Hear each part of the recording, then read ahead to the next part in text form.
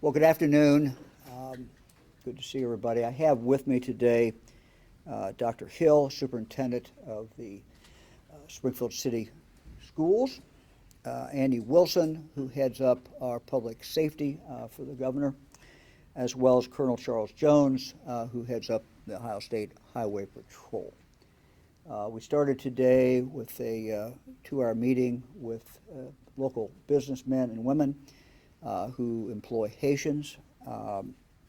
We have just now come out of a few minutes ago, out of a security meeting involving a number of law enforcement agencies, both the federal as well as the local ones.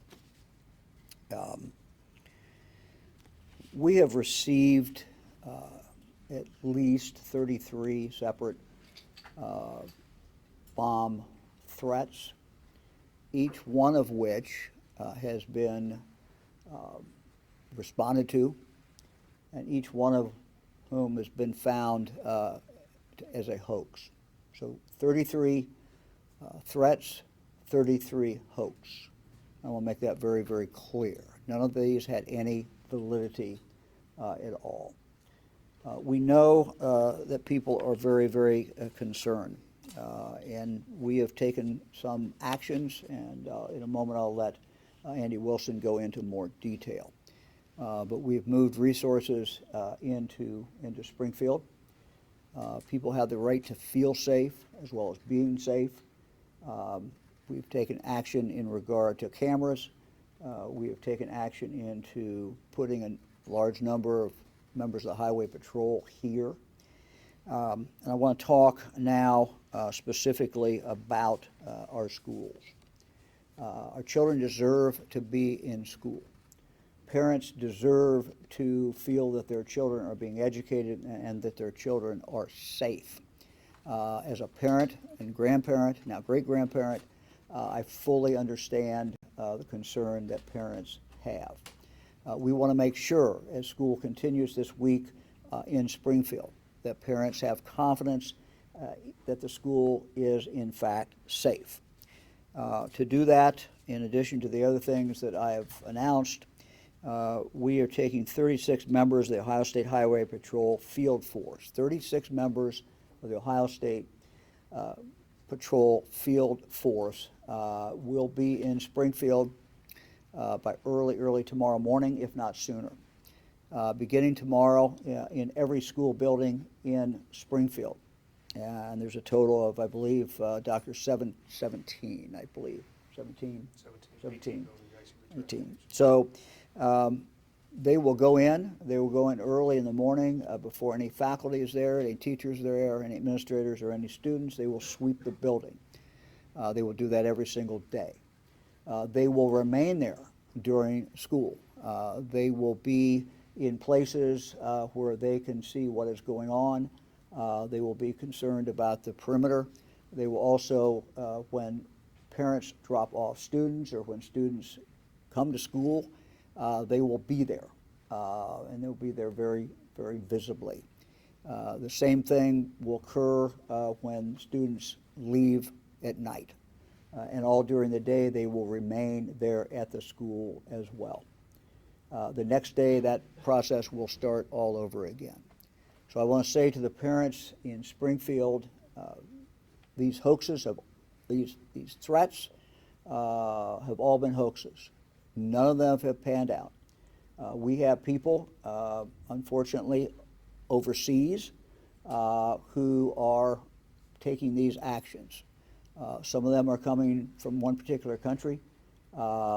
We think that this is, one more opportunity to mess with the United States, and they're continuing to do that. So we cannot let the bad guys win. Our schools must remain open. They are going to remain open, but to ensure parents that their child is safe, which every parent has every right to believe and to know, we're taking this absolutely extraordinary and extra step to make sure that we have patrol there and that they do sweeps every single day, whether we receive bomb threats or whether we do not receive bomb threats. Let me ask Andy to step up here for a moment. Anything else as far as what we're doing? Why don't you recount everything else we're doing in Springfield just real quickly, and then hear from the Colonel. Thank you, Governor. It's Andy Wilson, Director of the Ohio Department of Public Safety. First of all, I think we have to start by giving a lot of credit to Springfield Police Chief Allison Elliott, their Deputy Director of Public Safety Jason Vai, and the men and women of the Springfield Police Division. It's been an incredibly busy few days for these men and women as they have responded to these threats. Again, as you heard the governor say, these unfounded threats, but every one of them has to be checked out and every one of them has to be cleared. And as you can imagine, the men and women who serve in the Springfield Police Division, they have their normal duties of basically doing patrol and keeping the city safe. So it's placed an incredible strain on the resources of Springfield to respond to some of these calls and these threats. To that end, again, I think a lot of credit has to go to the city leaders here and the police chief for reaching out and asking for assistance. And we've had a very good working relationship over the last couple of days between the local government, the state government, and the federal government, sharing information and leveraging whatever resources we can to keep the people who live here in this city safe. To that end, we have brought a lot of resources to bear. We have brought in folks from the Ohio Office of Homeland Security to do vulnerability assessments on different buildings and infrastructure throughout the city of Springfield. We have brought in various tower cameras and sky towers to help from a situational awareness point of view. We have turned those over to the Springfield Police Division, allowed that resource to be completely utilized by them, again, so they can constantly be aware of what's going on in some of these spaces to more rapidly respond and keep their citizens safe. One of the issues that they were having, or they've been having, is, again, stretching these resources thin, responding to these bomb threats, having to clear these buildings. It just was taking a while to do that. We have arranged for bomb dogs to be on site here in Springfield every day. So instead of having to wait 45 minutes or an hour for somebody, for Columbus or somebody else to bring a bomb dog on, they have one. They will have one here 24/7. Well, they will have one here during the times where we're getting these bomb threats so that we can more rapidly clear these. We also brought in personnel from our Office of Homeland Security, our investigative services from the State Highway Patrol, our BMV investigators, and our School Safety Center. 16 of them showed up this morning to work, again, shoulder to shoulder with the Springfield Police Division so that when they get these calls, again, they can send these folks out to help them clear these buildings. The goal, again, is to minimize the disruption. The people who are doing this to sow discord in our community and to disrupt our ability to do our normal functions that we have to do. And we just can't let them do that. We can't let them do that. We have to keep providing the services that the citizens of Springfield and Clark County expect. In order to do that, we have to be flexible, we have to be fast, and we have to be responsive in clearing these threats so that, again, the citizens know that they're safe and that we've done our part in making sure that these buildings are safe and that they can get back on to teaching our kids and to conducting the business that is expected out of our government. So to that end, we continue to surge resources into Springfield and Clark County. We have, again, worked very closely with Jason Vai and Chief Elliott, and the mayor, the city manager. They know that whatever resources they need, we will attempt to bring to the table for them. Also, other jurisdictions have reached out as well. Other cities have reached out and offered their help and their support with their safety forces as well. So we will continue to do our part to support the safety forces of Springfield, and we will do everything in our power to ensure that the men and women who live in this community, our children who live in this community, are safe. So thank you. Colonel, anything to add?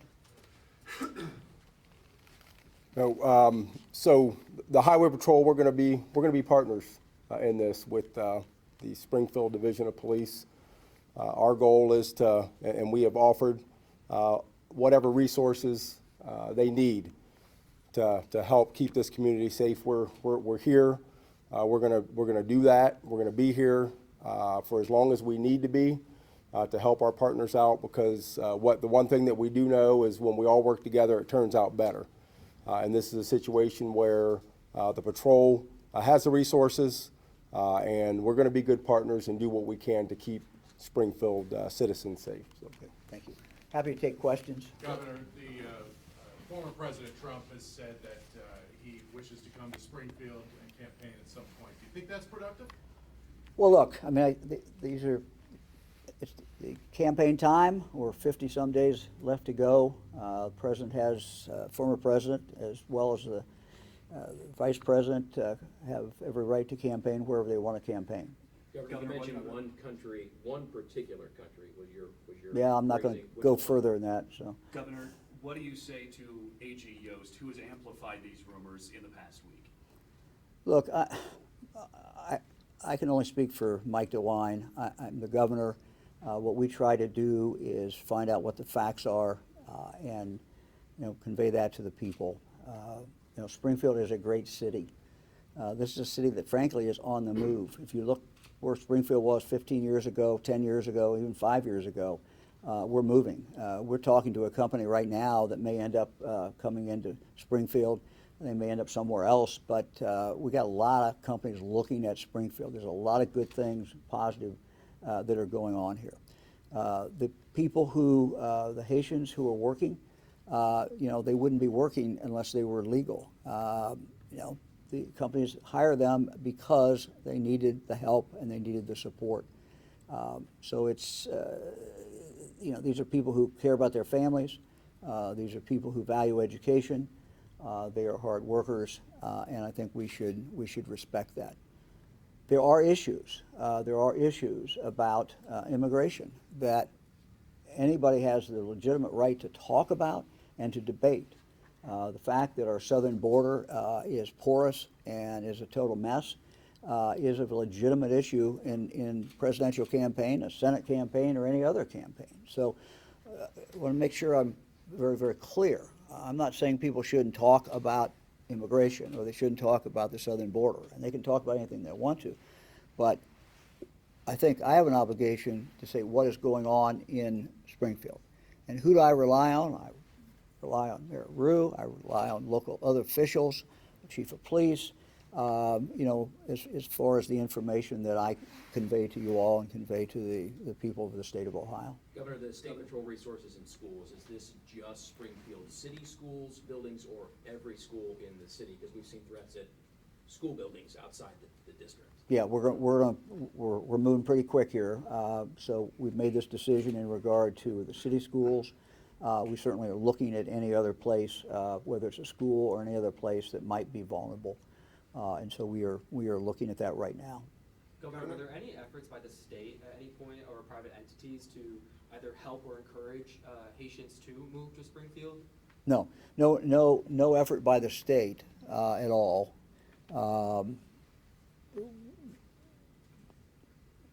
From talking to the employers this morning, many of them said that, particularly after the pandemic, during the pandemic, but then when things were opening back up, they had a real need for employees. We had one company that told me, I don't think we would even be here if it wasn't for the Haitian employees. We had others that talked about positions that they simply could not fill. Now,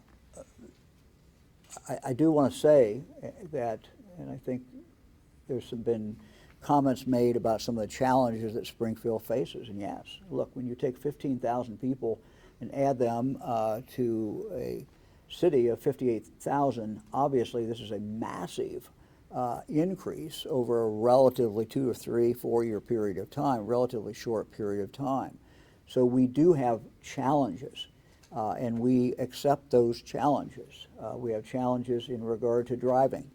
We have challenges in regard to the BMV and lines. We have challenges in regard to health care. Haiti is a country, Fran and I spent 25, 26 trips down there over the years, and the health care is virtually non-existent there. So when people come from a country like that who have not had health care, obviously, we have some catching up to do. And it's important for the rest of the community, for the health of the rest of the community. So we are doing that, and we'll continue to report to you on the progress in those areas. So there are things that clearly need to do. We still need more translators. We're still looking for people who speak both Creole and English, and so a lot of this is a work in progress. So we're not saying we don't have challenges, and the mayor has never said that, but we accept the challenges, and we Springfield, the people of Springfield, people of Ohio, didn't make the decisions about the Haitians coming here. We deal with the world as we find it, and we try to make things work, and that's what we're trying to do. Governor, has the city or township, even for that matter, offered additional Greek counselors for the students who may not understand exactly what's going on? Yeah, in their world? I don't know that. Our crisis, Yeah, want to stand up? Our crisis team is currently available to all students and staff. In addition, we're exploring different outside entities to provide support. Clark County is very collaborative, and if needed, the other county schools will certainly step up. In addition to that, Springfield is 2 weeks away, I believe, from something they call the Cultural Festival, which is for everybody. Has that been canceled, or can you elaborate on that? I think I saw that was canceled. Governor, when you talk to people in this city, they've told us about it, tension they feel. Talked to a woman last week walking laps around City Hall saying she was just praying for this city because she thinks it's needed. But similar sentiments from people in neighborhoods that live by these schools. What do you say to the people of this community amid this tension they say they feel here? Well, I fully understand the tension. That's very, very understandable. What I would say to anybody who lives in Springfield, this is a great community. It's a great place to live. Do we have challenges? Yes, we have challenges, but we're going to meet those challenges.